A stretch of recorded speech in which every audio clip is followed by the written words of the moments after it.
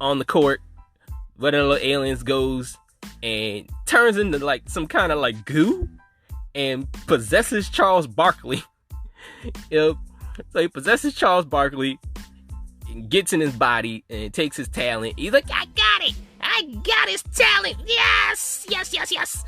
And also Patrick Ewing is on the court. So one of the other, I forget which other alien goes out there and he steals Patrick Ewing's talent. And so he steals Patrick Ewing's talent. They're just, and so like Charles Barkley and Patrick Ewing are just playing shitty all night. They did that, and then they go around stealing other basketball players. They stole Larry Johnson.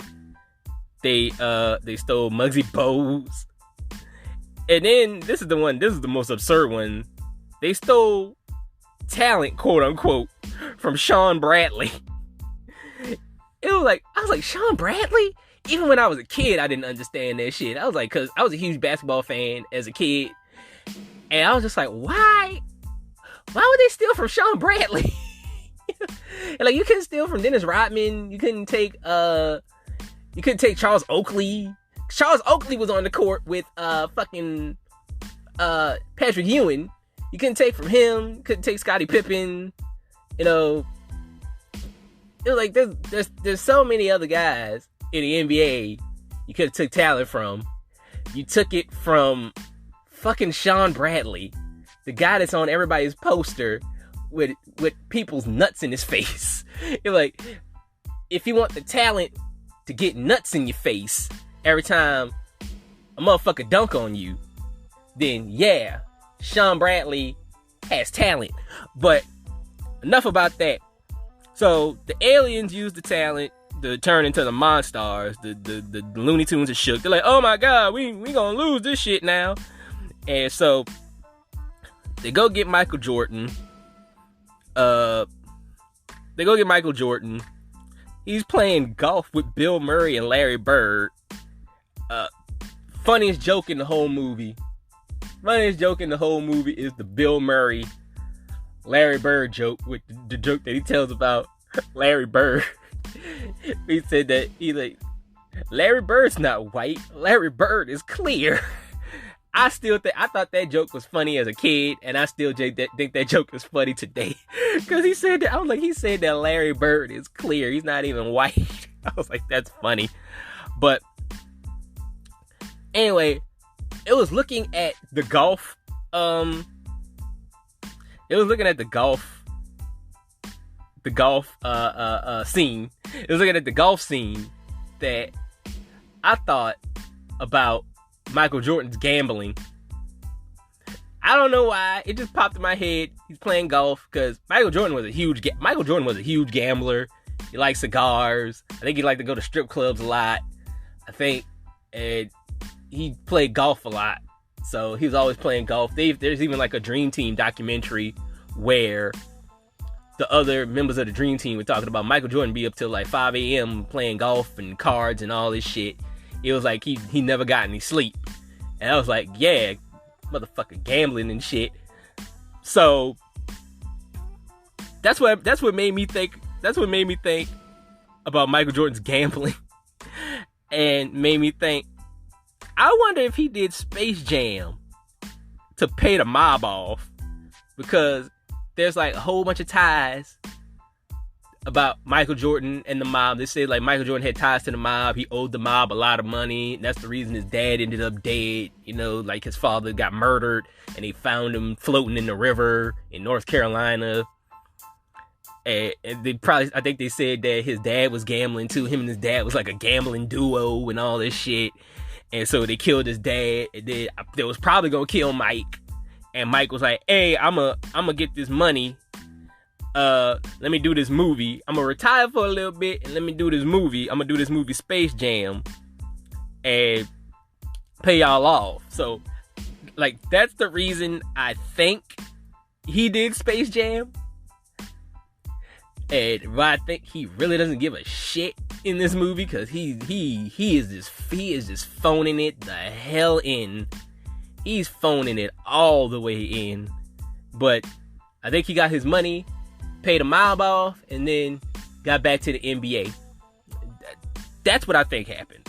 That's what I think happened throughout this whole 2 year and a half fiasco of him not being in the NBA.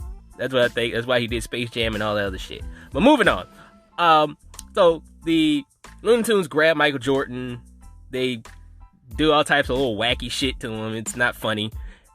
And so they go, like I said, they go too overboard with the Looney Tunes. Like, they go way overboard with the Looney Tunes, and it's not funny. Nothing that the Looney Tunes do in this movie is funny at all. Monstars show up. They do a little thing where, like, they meet Michael Jordan. They ball Michael Jordan up into a basketball and dunk him. And I was like, how is he not dead? But they explain that later on in the movie. They didn't explain it there, but they explain it later on in the movie. It's convenient for the plot. But there's also a scene. There's another scene I want to talk about in this movie. There's a scene with Charles Barkley is walking down the street, and he passes like a basketball court, like a playground basketball court, and he's looking through the gate, and he's looking at these little girls play basketball, like these teenage girls play basketball, and Barry White is playing in the background, and I was like, that's a little disturbing. He ends up playing ball with the teenage girls. That's like to show that, like, he doesn't have it anymore. And that scene's actually kind of funny. Because I'm like, Charles Barkley is fucking gold in this movie. I wish he had more scenes. I wish this movie was about him. Because Charles Barkley is the only one of the basketball players that has charisma in this whole entire goddamn movie. Patrick Ewing ain't got no shit. He ain't got nothing in the tank. Muggsy Bogues ain't got nothing. Larry Johnson ain't got nothing. Sean Bradley doesn't even get any fucking lines. Sean Bradley is just there.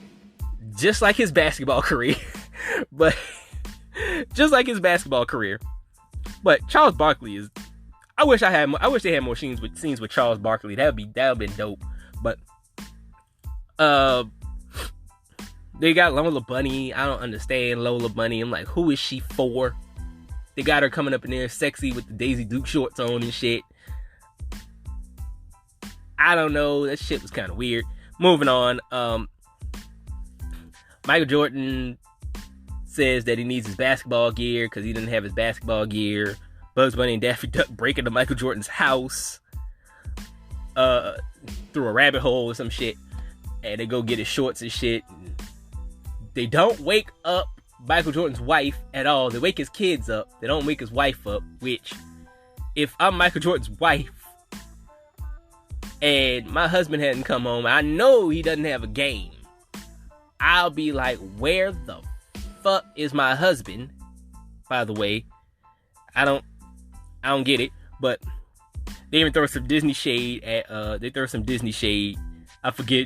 kind of forget what they said, but they said something about Disney, because they're like, what type of Mickey Mouse organization is this, or some shit. I was like, I forgot what they said about that. But yeah, they break into his house to get the shorts, and it's nothing.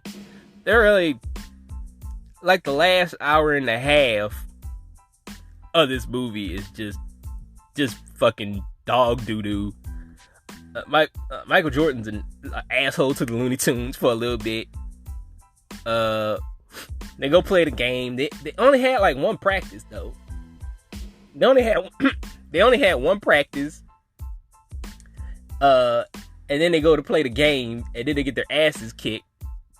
Probably because they only had one practice. Like, you gotta practice multiple times. I don't understand this. But anyway, they're getting their asses kicked. Bill Murray shows up at some time. Bill Murray actually spices this movie up a little bit. You know, he brings the morale up of the movie a little bit, even though he's in it for maybe 15 minutes. And Bill Murray's funnier than the Looney Tunes in Looney Tune Land. He just upstages the Looney Tunes. That's why Bill Murray is the greatest. But they, all intents and purposes, they beat the Monstars. They get their freedom and all this other bullshit. It's like the storyline don't even fucking matter. Michael Jordan comes back. His wife is not concerned at all. The husband's been missing for like 3 days, and you're not worried about where the fuck he is. The kids have to tell her, like, oh, he's playing another game. And she's like, what other game? And like, your husband's been missing for 3 days. You don't give a shit. Like, he could be dead. You don't know. But yeah, that's that. He goes back and plays baseball, and then he gives the other NBA players their talent back. There was no help for Sean Bradley because Sean Bradley was whack before the Monstars did anything to him. But yeah, man, this movie's whack. I'm sorry. I went back and looked at this shit. This movie's fucking terrible. When I was a kid, I did watch it a lot, but I think I watched that shit out. I watched this movie out of obligation. I was like, oh wow, Space Jam, yeah. And now I look at it, I'm like, I will never watch Space Jam ever again. This is it. This is all I need. I don't need Space Jam in my life. I really don't. So they sold the hell out of that soundtrack though, which is not that good either. Soundtrack's not that good either.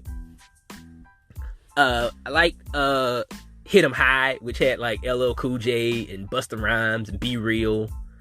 Was on Coolio and Method Man were on that track too. I like that song. That song is fire. I still listen to that to this day. I forget that as a part of Space Jam, but everything else is I don't give a fuck about. Rating. If I had to give this movie a rating, I'd give it a 1. Like I said, this is not a movie I would go back to ever again. That's pretty much it. Those are my thoughts on Space Jam. Come back next week. I'll have another movie to review next week. Until then, peace, everybody.